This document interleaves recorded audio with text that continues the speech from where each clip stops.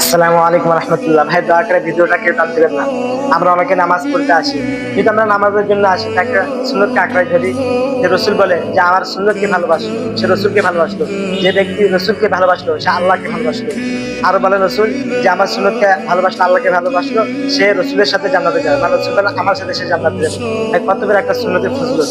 যদি আমরা আসি ভাই, সুন্নতে অনেকের জানা আছে অনেকের জানা নাই, যারা জানা আছে অনেকের খেয়াল থাকে না, মনে থাকে না, তাদের উদ্দেশ্যে বলি ভাই দেখেন সুন্নতটা আমি একটু দেখাই আসলে দিয়ে আসি। যখন আমি আসলাম, আসার পরে যখন আমি মসজিদে ঢুকবো, আমি সুন্নতি কিভাবে পালন করবো, যেভাবে পালন করবো, আমার ডান পাতে দেবো, তারপর একটা দোয়া পড়বো। সেই দোয়াটা হলো বিসমিল্লাহি ওয়াসসালাতু ওয়াসসালামু আলা রাসূলিল্লাহ আল্লাহুম্মা আফতাহলি আবওয়াবার রাহমাত। ভাই দেখেন আমি নামাজ পড়তে আসলাম, আমার সুন্নতটা আদায় হয়ে গেল। ভাই দেখেন আমি ঢুকার সুন্নতটা বললাম, এখন আমি কিভাবে বাইরে হবো।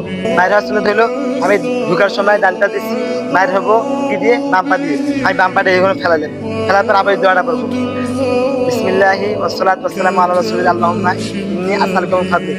যখন ঢুকবো তখনকার দোয়াটা আর বাইরে হওয়ার দোয়াটা দুইটা পার্থক্য আছে, সেই পার্থক্যটা আমরা বুঝে নেব। এভাবে যখন আসলাম, আসার পর ভাই দেখেন জুতাগুলো আছে, এভাবে জুতাগুলো আছে।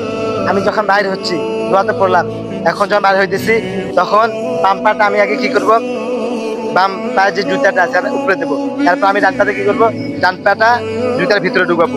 যখন ঢুকাবো এরপর আমি বাম পাটা জুতার ভিতরে ঢুকাবো। ভাই আমরা সুন্নতটা শিখলাম। তারপর হচ্ছে রসুলের হাদিস বলেন যে বাল্লিগু আন্নী ওয়ালাউ আয়া, যে আমার পক্ষ থেকে যে কোনো একটা বাণী আমরা সকলকে পৌঁছায় দাও। তা আমি ওই হিসেবে আপনাদেরকে বাণীটা পৌঁছায় দিলাম।